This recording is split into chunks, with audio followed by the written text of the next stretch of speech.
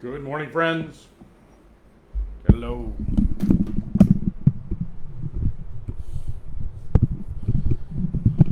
Good morning to you.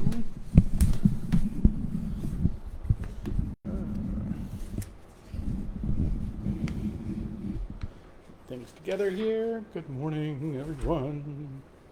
Hope you're doing all right. Hey, Vicky. Good morning to you.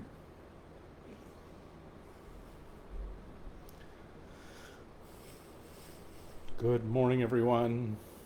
Hey, John. Karen, good morning. Hope you're doing great. Donna, good morning. Hello, hello. Hope you're well.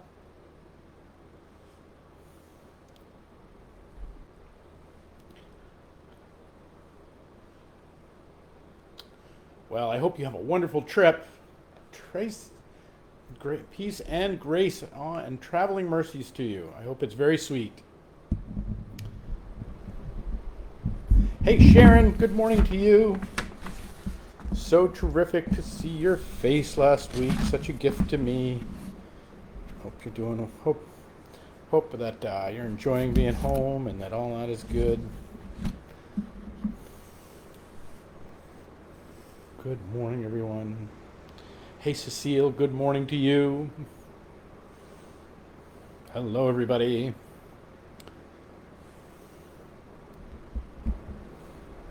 Hope it is a wonderful day today. Well, let's get going this morning. Welcome. It is the 6th day of July. And there's a couple of happy days that we put them all together today. So it is today is actually my mom's birthday. Now my mother is a complete and utter Luddite. She does not do anything electronic at all, but I wanted to mention the fact that it is my mom's 80th birthday today. Also yesterday it was Derek's 33rd birthday. So my son Derek was 33. My mom yesterday. My mom is 80. It is a joyous space in our world these days. So I'm gonna sing. I don't think either one of them will hear it, but we're gonna sing together because that's what we do. So and you know this one's kind of for me. So.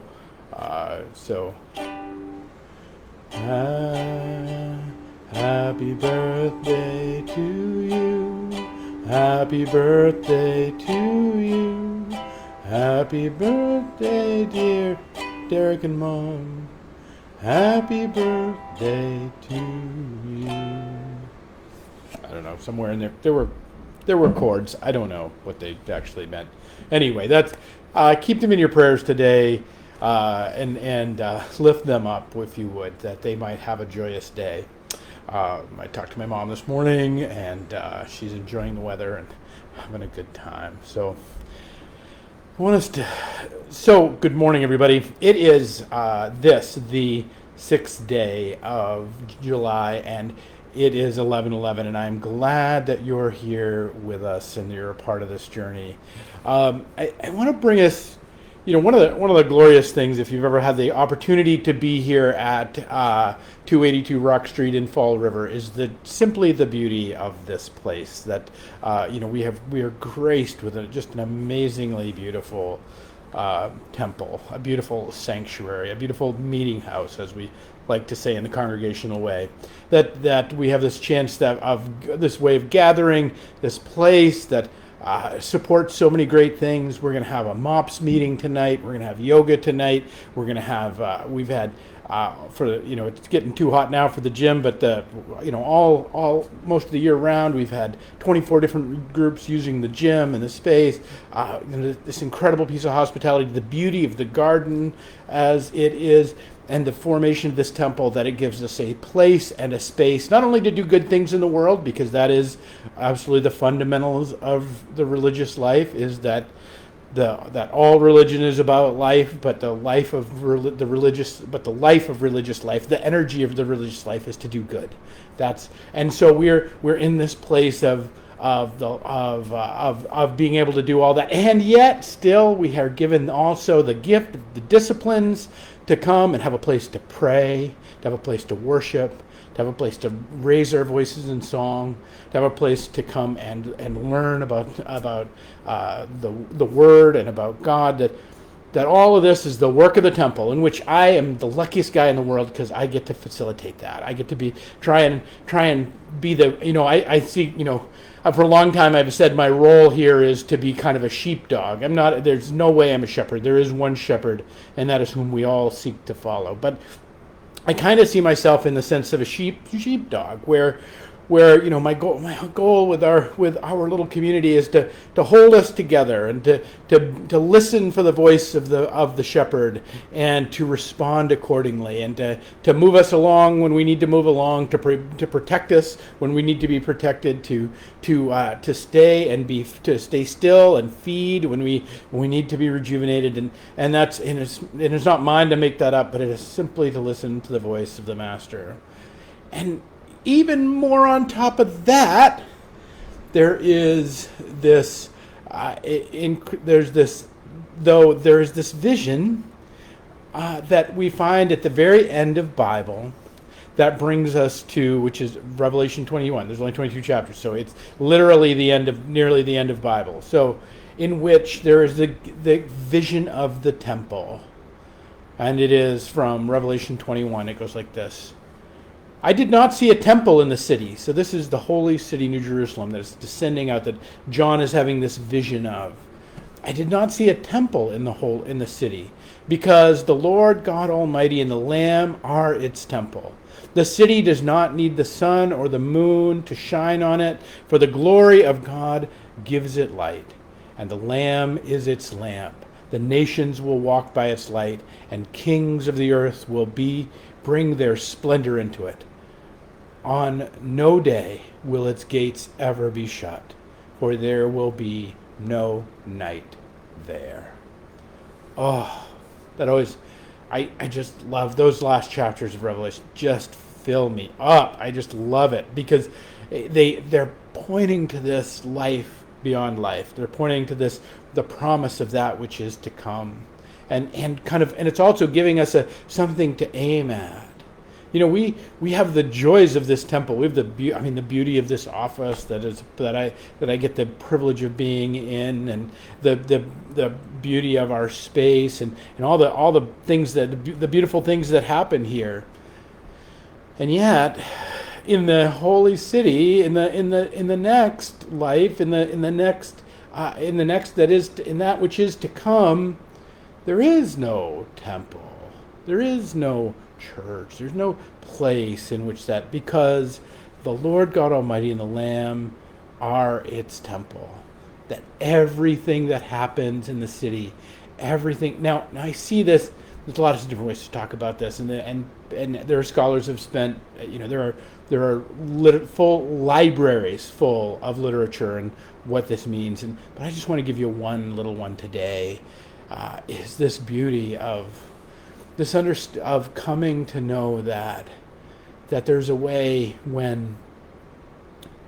where all of these different disparate parts, all of these disparate pieces of our life, all of the different parts of the city, if you want to think of us and our lives as this kind of multiplex of things going on, because they really are, right? We've got, we got to get the car worked on, and we got to care for the house, and we've got to care for those whom we love, and we've got to do something productive with our day, and we've got to care for our own bodies, and we've got we've got our own hearts and desires, and our feelings and our hopes and our dreams. Multifaceted isn't even the beginning of it. We are multidimensional. We are holographic in the sense of these whole great parts and pieces that stand alone, and then when they come together, they're even bigger and larger than we are by ourselves. This is our life, and this is kind of this vision of the holy city that says there's no temple in it. There's no place. Why? Because everything is worship to God. For us on a Sunday morning here, we have worship to God. And it's an hour out of the week of the life of the city, an hour of the week out of the life of the folks that come here and engage with us. The disciplines that you all keep by being here and hearing my voice right now, that each one of you are in this, believe it or not, what you're doing is really actually is a discipline, that you've showed yourself up, you're exposing yourself to my words. God help you. You are hearing, you're opening yourself to the word and to its explication, and you're letting God kind of rearrange some things. And why? So that it may lean a little less on the temple stuff, on these discipline stuffs, on these thinking big thoughts or having big feelings or doing big actions, and bringing them all into a consistent life together. You know, there's I think he's still around, but there was a guy, Deepak Chopra, who used to talk. He used to have this signature line where he used to say, "Who is the thinker having the thought?" And you can really extend that. You know, who's the thinker having the thought? So I have a thought, but I'm not the thought because I think all kinds of crazy stuff. Well, you know, it's busy in here, believe it or not, and and who knows what's going to pop in at any given moment. But then there's also who's the feeler having the feeling. Like, you know, some of us have big hearts and we're just like filled with all kinds of feelings, and our feelings but we're not our feelings. God help us if we think we're our feelings. You know, and I know for some of you, you might not believe that, but we're not what we feel. Like, because on any given day, I can feel warmth, and I can feel hate, and I can feel agitated, I can feel anxious. All these things. If I'm that, then I'm really nothing, actually, because there's not of consistent threads in my life. All the things that I feel are not part of them, and also there's that just and you can even extend this to our bodies and to the sensations we have, the feelings we have. We're not the pain that we experience, nor are we the pleasure that we experience. These are sensations that are part of that come to us. I say all of that to kind of bring us into this, to show us, and just to kind of illustrate how wildly inconsistent we are, right? Like, I don't know about you. Maybe you're not. Maybe you have a feeling and it's completely consistent with what you think and believe and know, and that you're able to live that out into the world perfectly, so that every action you take has the desired result from what was in your heart and what was coming into the world. Maybe you're that way. Maybe you're the one, but I don't know anyone for whom that's true. For largely, we are actually wildly inconsistent.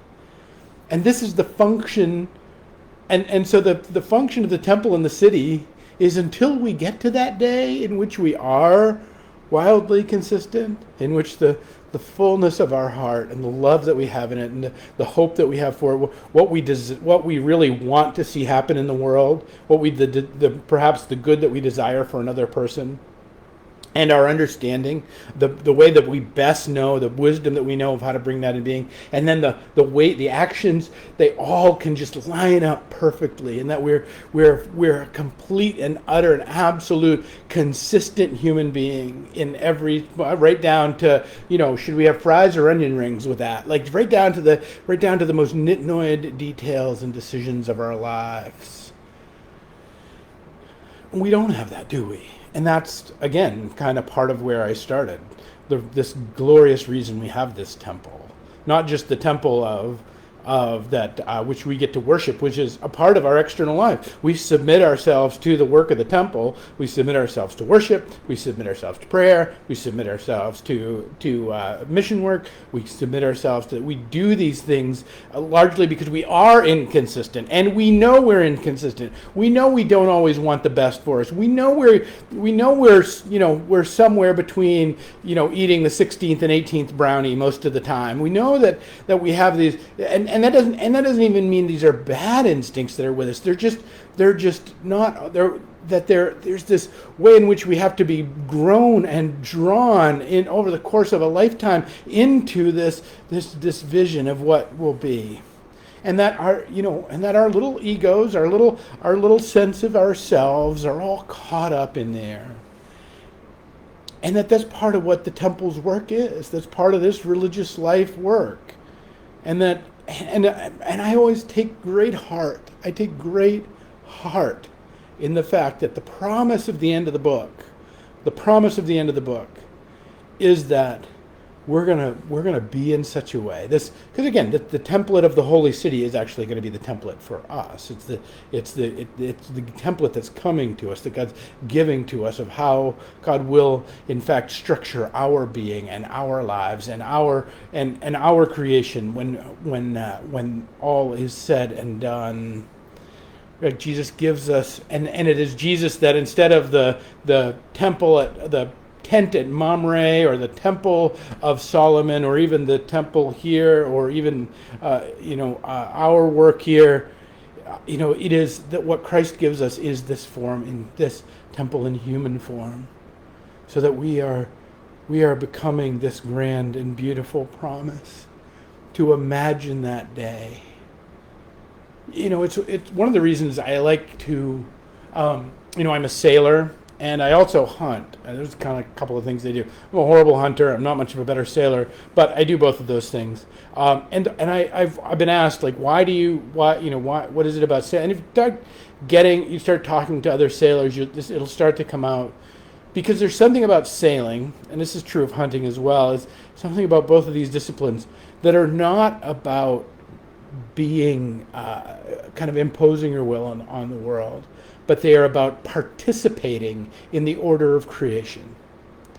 If you take a sailboat, you can kind of beat yourself upwind to a degree, or you can sail downwind, or you can sail upwind, but largely you are contending with wind and tide and ocean and sea and conditions and boat, and you are submitting yourselves to the order of creation, and that and then you're not just submitting yourself to it like, oh look, it's the order of creation, isn't that wonderful? But you are actually then participating in it.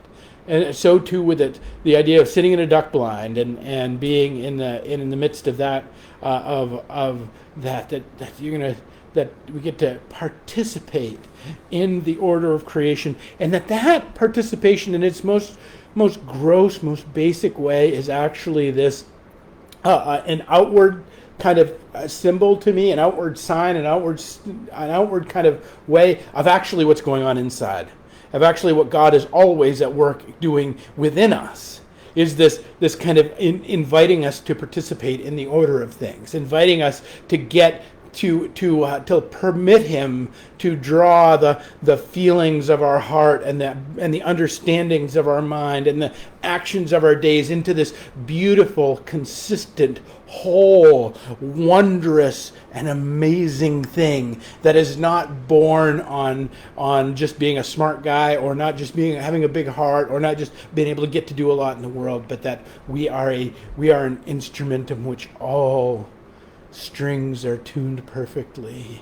We are an instrument through which the Spirit blows in harmonies and beauty, and that we are drawn and placed in the midst of this gift, where there is no temple, where the disciplines aren't needed, because everything we're going to be about, everything we're going to want to do and see and be, is going to be thoroughly consistent with who God has created us to be, who God has breathed into us, and who and how we are to be that in this life, or at least into the next. And this is the grand promise that God has for us.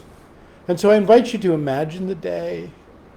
Imagine the day when we're not convicted about something, or we're not cathected about something, we're not worried about something, we're not wondering what's going to happen, we're not concerned with what the right thing to do is, or we're concerned with how much we want something or don't want something, or whether it's right or whether it's wrong, or how we're supposed to do something and pull it off, and whether it's the right way or the wrong way, but simply that we are filled not with that kind of self-consciousness, or filled or questions or doubt, but simply with the good desire to be the child of God whom we are meant to be, to bring that goodness into being, and that it flows effortlessly, because everything we do and everything we touch and everything we are is consistent with that inherent desire that God has placed in us and God has refined in us, and all of the different pieces and parts work in harmony as one great holy city. I want you to imagine that day, because it's real and because it's coming. It's coming closer with every breath. It's coming closer with every heartbeat. That God's not set us aside, but God is continuing to craft and build us into this. That amazing line we started with, that I did not see a temple in the city, because the Lord God Almighty and the Lamb are the temple. Friends, you are the light of the world. You are the temple. We need not sun nor moon nor stars. You are the light to shine in this world. And that is the grand promise. Now, from here to there, do we need the work of this external temple? Absolutely. And we always will, as long as we are on this side of the veil. But the days of promise are real. And the days of promise are coming. And the days of promise in which we are in accord with the divine order of things, in the way when a sailboat is hooked up on the most beautiful of broad reaches, it is doing all the things it was meant to do in the midst of a creation in which it was done. Friends, imagine that day. Imagine that day. And hold it close, that promise may feed you and encourage you and sustain you in all the struggles of your life. All right, that's my hope for you these days. Peace and grace to you. We will pick it up on Sunday. We have a great worship service. We have a sacrament of baptism. We are talking. We're working on the Matthew's vision of the yoke, that when Jesus says, "My yoke is easy," what's he talking about? So we'll get a lot of yokes in, and hope that you'll join us either here or on here at 282 Rock Street, or on our website or Facebook Live. Peace and grace to you, my friends. We'll pick it up next week with another 11:11.